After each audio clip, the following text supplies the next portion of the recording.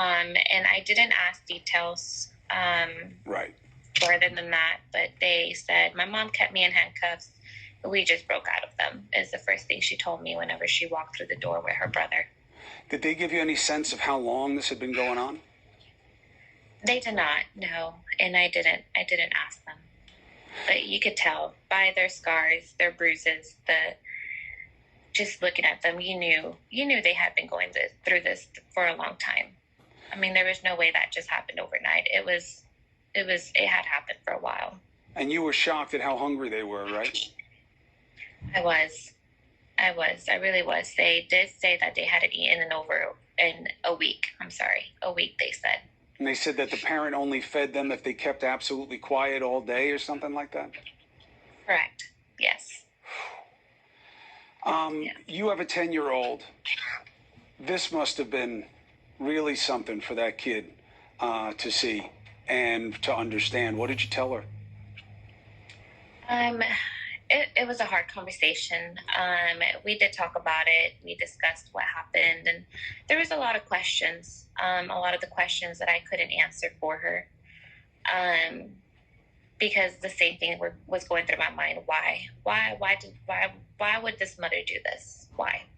And there are other kids, and they explained to you that there was another set of twins, and that only those twins and they were treated as harshly, having to sleep in the laundry room or in a closet, being kept naked, no bathroom, having to soil themselves. Is that how they explained it? They did. Yeah, they said that they were locked in the laundry room, and they had two twin brothers that also would sleep in the restroom. They said they weren't treated as bad as them, but they were still treated badly. But yeah, they described the horrific of them being handcuffed in a laundry room in one position, naked, and zip tied from the ankles. Hello everyone, this is Youngling Jr. I have some disturbing news here. We have these twins. They were victims of abuse from their parents. And this happened in Houston, Texas, in the Houston, Texas area. It was a video in the Ring.com. It was a doorbell camera footage that shows what appears to two small children. They were barely clothed and they were in handcuffs. They were zip tied into the bathroom in the closet area. Appears to be beaten, pounding on someone's door around 5:30 a.m. Now, when they escaped, they actually went door to door. And I get it, in this day and age, you don't want to let anyone inside your home. But thank goodness, from the grace of God, that we had this nurse here, single mother. She was up and she was willing to let these children inside her home, the two twins that were abused. Now, we don't know what's the whole reason. It got so bad to the point, because I believe that they didn't have any food for over a week. And they were forced to eat their own feces, man. And it's completely disturbing. It's ridiculous. It's crazy. They caught the parents. They were actually in Baton Rouge, Louisiana. So they're going to be back here and traditionally back into Texas, where they're going to face their trial and their crime. But they've been charged with aggravated assault with a deadly weapon. And I was like, okay, so the deadly weapon, apparently, they were abusing their children with curtain rods and extension cords.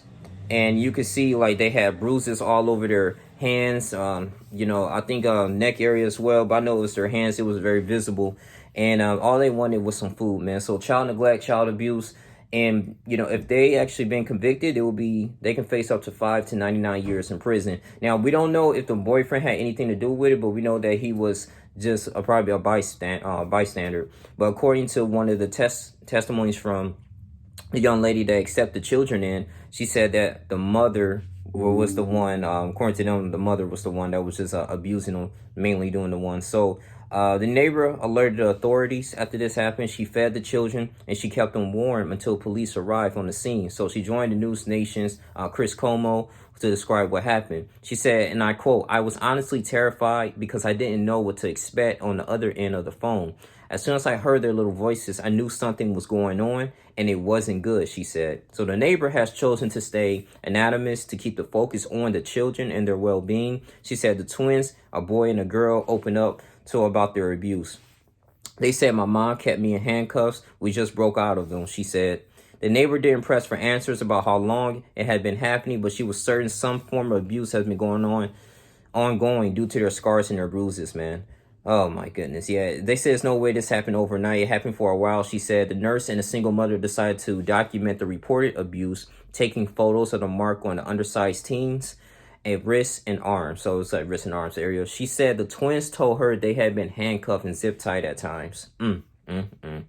This is crazy. So the mother of the teens is actually named Zakiya Duncan, and her boyfriend Jova Terrell have been detained in Baton Rouge, Louisiana. They are awaiting extradition to Texas. McShann called the abuse case quick and a shock for the Texas community. He said the twins are being hospitalized for their injuries right now. It's unbelievable. They're getting test runs. It appears that they had broken bones from previous encounters and they had healed. The doctors are doing a lot of tests. They were forced to drink urine. Wow.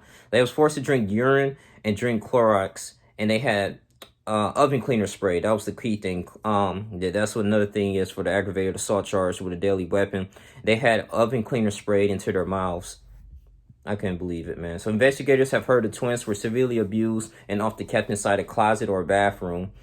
But she said, they were very calm, but they were very truthful and forthcoming about what they had been through. There's no reason to disbelieve their story, McShann said. It's horrible. Most of us didn't sleep at all the last couple of nights just thinking, especially when we saw the pictures and had them come to the station to be interviewed. And they had to give them a statement, man. So I believe that in Child Protective Services. But, man, I can't believe it, man. Yeah, they need to do life in prison. Like, what goes through people's mind to do something like this, man? But I just want to say I'm glad that the children, they escaped. And that young lady, God sent, man. A young lady, in her heart just opened the door and answered, and it took them in, because it could have turned to a whole different story, man, if that never happened. But we're going to see what's going to be forthcoming into their... I'm glad that they're, being treated for their injuries. You can see what's forthcoming going on for these perpetrators here.